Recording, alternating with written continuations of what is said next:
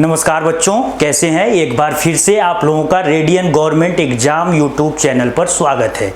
बच्चों, आज की वीडियो में हम लोग भारतीय अर्थव्यवस्था की प्रकृति अर्थात उसके नेचर की बात करेंगे। और जैसा कि बोर्ड पर आपके सामने वीडियो का टाइटल लिखा हुआ है, मिक्स्ड इकोनॉमी और गुट निरपेक्ष आंदोलन, इन दोनों की बात आज के वीडियो में की जाएगी। चलिए बच्चों, वीडियो को शुरू करते हैं और सबसे पहले मिक्स्ड इकोनॉमी समझने की कोशिश करते हैं। मिक्स्ड इकोनॉमी का मतलब क्या होता है? It is an economic system that combines aspects of both public means socialist and private means capitalist। इसका मतलब क्या हुआ बच्चों? इसका मतलब हुआ कि यह एक ऐसी अर्थव्यवस्था है जिसमें समाजवाद और पूंजीवाद दोनों की विशेषताएं मौजूद हों। समाजवाद का मतलब जाहिर सी बात है कि पब्लिक सेक्टर, यानी कि जहां पे पब्लिक कंपनियां होंगी, सरकारी कंपनियां होंगी, वहां पे समाजवाद हो जाएगा। और जहां पे प्राइवेट कंपनियां होंगी वहां पर पूंजीवाद हो जाएगा। तो इस तरीके से बच्चों आप ये समझ लीजिए कि समाजवाद और पूंजीवाद ये दोनों की विशेषता लेकर जो अर्थव्यवस्थाएं आगे बढ़ रही होती हैं उनकी प्रकृति मिक्स्ड कहलाती है। क्योंकि इनका जो प्राइस मैकेनिज्म होता है, यहाँ पे किसी भी गुड्स या सर्विस की जो प्राइस तय होती है वो दो तरीके से होती है। यहाँ पे मार्केट फोर्सेस भी काम करते हैं, इसके साथ ही कोई ना कोई सेंट्रल अथॉरिटी भी यहाँ पे होती है जो प्राइस मैकेनिज्म को कंट्रोल और रेगुलेट करती रहती है। तो अगर सेंट्रल अथॉरिटी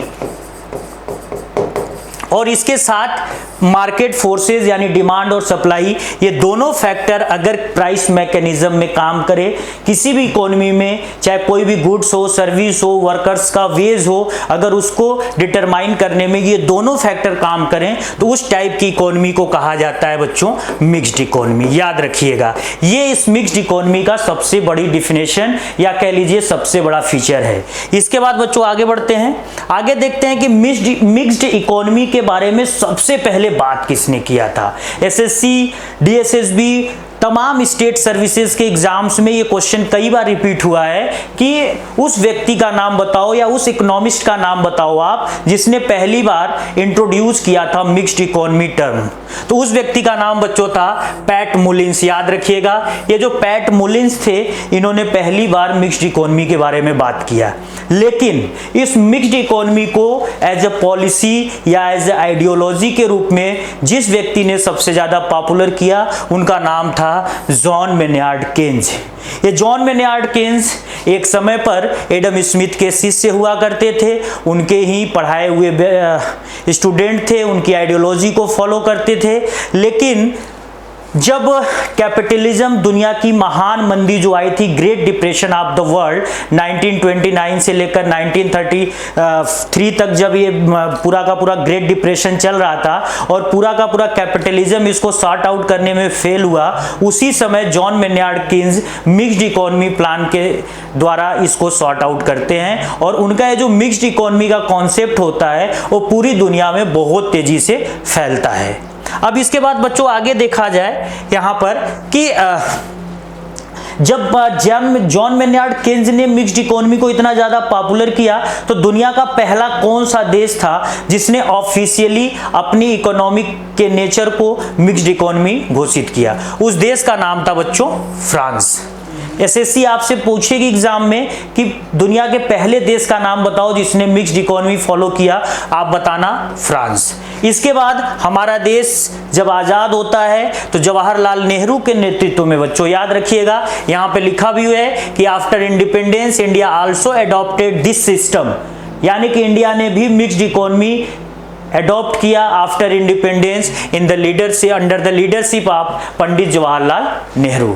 तो पंडित जवाहरलाल नेहरू के लीडरशिप में हम लोग भी मिक्स्ड इकोनॉमी लेकर आगे बढ़ते हैं। बच्चों अब हम लोग मिश्रित अर्थव्यवस्था यानी मिक्स्ड इकोनॉमी के फीचर्स को देखेंगे। और मिक्स्ड इकोनॉमी का जो सबसे पहला फीचर है वो है control over economic ups and downs. किसी भी अर्थव्यवस्था में आर्थिक उतार चढ़ाव आते रहते हैं, लेकिन याद रखना जो मिक्स्ड इकोनॉमी होती है वो सबसे अच्छे तरीके से इन अप्स और डाउन्स को यानी उतार और चढ़ाव को कंट्रोल करती है। दूसरा इसका बड़ा फीचर है रिडक्शन इन इकोनॉमिक इनइक्वालिटी।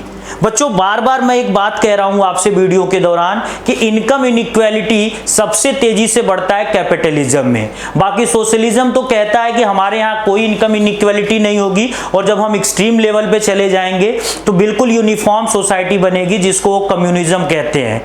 लेकिन यहाँ पर जो मिक्स्ड इकोनॉमी है, यहाँ पर इनकम इनइक्वालिटी कम होगी, बिल्कुल जीरो पे नहीं जाएगी, लेकिन हाँ जो आर्थिक असमानता है या फिर ये कह लो आय की जो असमानता है वो धीरे धीरे कम होती जाएगी और लगभग सभी लोग एक दूसरे के आय के आसपास बने रहेंगे। इनके जो अगले फीचर्स हैं मिक्स्ड इकोनॉमीज के, उसमें है बच्चों balanced development of the country, यानी जो देश मिश्रित अर्थव्यवस्था को या मिक्स्ड इकोनॉमिक कॉन्सेप्ट को फॉलो करता है वहां पर संतुलित विकास होता है बच्चों, आप याद रखना। और विशेष रूप से ये उन देशों के लिए फायदेमंद है जो डेवलपिंग कंट्रीज हैं। तो मोस्टली इंडिया जैसे डेवलपिंग नेशन, पाकिस्तान, इंडिया, तमाम ऐसे देश हैं जिन्होंने अपनी इकोनॉमिक आइडियोलॉजी को मिक्स्ड बना के रखा हुआ है, क्योंकि ये बहुत ज़्यादा यूजफुल है डेवलपिंग कंट्रीज के लिए। दूसरी तरफ इसकी एक और विशेषता अगर हम देखें तो यहाँ पे occupational freedom and freedom of consumers दोनों चीज़ें मिलेंगी। इसका मतलब है कि जो कंज्यूमर्स हैं उनको वेरियस टाइप की वैरायटी देखने को मिलेगी, तो उनका वहां पे सेटिस्फेक्शन बढ़ेगा। और दूसरी तरफ यहाँ पे ऑक्यूपेशनल फ्रीडम भी मिलेगा, लोगों को विभिन्न प्रकार के रोजगार पाने के अवसर रहेंगे, अलग अलग तरीके से काम करने के वहां पे जो है कि उनके चांसेस बने रहेंगे। अगर हम दुनिया के तमाम देशों में से कुछ अच्छे देशों का उदाहरण देखें जो मिक्स्ड इकोनॉमी फॉलो किए और आज के देश आज के डेट में ताकतवर बने हुए हैं, तो उनमें सबसे बड़ा नाम बच्चों भारत और फ्रांस का है। पाकिस्तान की इकोनॉमी फिलहाल थोड़ी सी गड़बड़ चल रही है, लेकिन फिर भी इंडिया और फ्रांस इस समय दुनिया के लीडिंग मिक्स्ड इकोनॉमी कंट्री हैं, जो एक एग्जाम्पल सेट करते हैं कि अगर आप मिक्स्ड आइडियोलॉजी को फॉलो करोगे तो आप भी हमारी तरह एक समय पे दुनिया के इस धरातल पे या दुनिया के इस सतह पर आप भी चमकना शुरू कर देंगे। बच्चों अब यहाँ पे जो सबसे बड़ी चीज है जो हम यहाँ पे बात करेंगे कि आखिर इस मिक्स्ड इकोनॉमी जब इसको इंडिया ने फॉलो किया तो उस समय दुनिया में क्या सिचुएशन चल रहा था, या फ्रांस ने इसको इंट्रोड्यूस किया। बच्चों अब हम लोग यहाँ पे बात करेंगे कि जिस समय भारत और फ्रांस जैसे देश दुनिया को मिश्रित अर्थव्यवस्था लागू करने के लिए बता रहे थे या मिक्स्ड इकोनॉमी अपनाने के लिए बता रहे थे, उस समय पूरी दुनिया में सीन क्या चल रहा था। उस समय पूरी दुनिया दो मेन पार्ट में बटी हुई थी और एक पार्ट का लीडर था यूएसए यानी कि अमेरिका, जो कि पूरी दुनिया में कैपिटलिज्म स्टार्ट किया हुआ था या कैपिटलिज्म को वो बहुत तेजी से बढ़ा रहा था। और दूसरी तरफ बच्चों था यूएसएसआर यानी कि सोवियत संघ, जो कि पूरी दुनिया में कम्युनिज्म या फिर सोशलिज्म को बढ़ाने के चक्कर में पड़ा हुआ था। इसी बीच दुनिया के कुछ देश मिक्स्ड इकोनॉमी आते हैं, वो कहते हैं कि ना तो हम अमेरिका के ग्रुप में जाएंगे ना हम यूएसएसआर के ग्रुप में जाएंगे, हम इन दोनों के ग्रुप से बाहर रहेंगे, जिससे एक नया मूवमेंट या एक तरीके से कह लो एक नया आंदोलन पूरी दुनिया में आया, जिसको कहा जाता है गुट निरपेक्ष आंदोलन या फिर नॉन एलिग्ड मूवमेंट। ये जो नॉन एलिग्ड मूवमेंट था बच्चों, ये इन दोनों देशों के कोल्ड वार के बीच ही जनरेट हुआ। ये जो अमेरिका और सोवियत संघ थे उस समय कैपिटलिज्म और सोशलिज्म को लेकर ये आपस में कोल्ड वार कर रहे थे, और इन कोल्ड वार में दुनिया के कुछ देश बाहर निकले और वो एक अलग माइंड सेट कर रहे थे, एक अलग एग्जाम्पल सेट कर रहे थे, और वो मिक्स्ड इकोनॉमी को के साथ गुट निरपेक्ष आंदोलन को बहुत तेजी से बढ़ा रहे थे। उसमें हमारा भारत बहुत आगे था बच्चों, याद रखिएगा। इसके बाद जैसे यहाँ पे देखिए लिखा हुआ है कि जो नॉन एलिग्ड मूवमेंट है was form during the cold war, जिसकी मैं अभी बात किया, as an organization of states that did not seek to formally align themselves with either the US और द सोवियत यूनियन। ना तो वो कह रहे हैं हम अमेरिका में जाएंगे, ना तो हम कहाँ जाएंगे, यूएसएसआर में जाएंगे बच्चों। वो बिल्कुल अपने को इन दोनों ग्रुप से क्या करना चाहते थे, न्यूट्रल रखना चाहते थे, या एक तरीके से कहिए कि किनारे पे रखना चाहते थे। इस नॉन एलिग्ड मूवमेंट को जो इसका इस्टेब्लिशमेंट हुआ बच्चों, इसका इस्टेब्लिशमेंट 1961 में हुआ। या एक तरीके से कह लो कि नॉन एलिग्ड मूवमेंट का जो पहला वर्ल्ड लेवल कॉन्फ्रेंस हुआ, सम्मेलन हुआ, वो 1961 में बेलग्रेड में हुआ। आज के डेट में बेलग्रेड सर्बिया में है, लेकिन उस समय एक देश हुआ करता था यूगोस्लाविया, और यूगोस्लाविया में के बेलग्रेड में ये जो है कि मीटिंग आयोजित की गई थी गुटनिरपेक्ष आंदोलन की। इस जो ये पहला सम्मेलन था, यहां पे आप देख लो यूगोस्लाविया के जोसेफ ब्रोज टीटो, ये टीटो नाम बड़ा फेमस है बच्चों इतिहास में भी और वैसे भी, तो आप टीटो नाम याद रखिएगा। तो वहां के टीटो, मिस्र के अब्दुल नासिर, भारत के जवाहरलाल नेहरू, घाना के नक्रुमा और इंडोनेशिया के सुकर्नो, ये 4-5 बड़े लीडर्स थे जो दुनिया के सामने नॉन एलिग्ड मूवमेंट को काफी पॉपुलर कर रहे थे। ये कह रहे थे कि भाई आप ना तो अमेरिका के साथ जाओ, ना आप सोवियत संघ के साथ जाओ, आप बिल्कुल अपना एक फ्रीडम सेट करो, एक आप बिल्कुल अलग से एक ग्रुप रखो जिसमें कि ये दोनों की बात नहीं की जाएगी।